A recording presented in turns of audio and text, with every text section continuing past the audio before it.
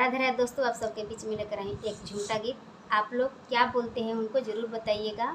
और हम लोग कहीं से भी आते हैं या बर पुरुष के या जो भी अंतिम जब हम लोग का पूजा होता है तो हम लोग झूठा ये गाते हैं। और आप लोग क्या कहते हैं इनको ज़रूर बताइएगा।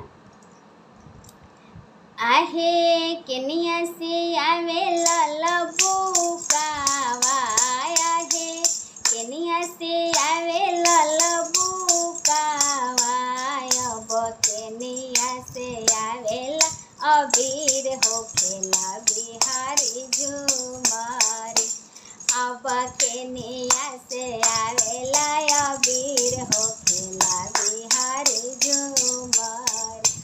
आहे पूर्व से आवे ललबुकावा, आहे पूर्व से आवे लल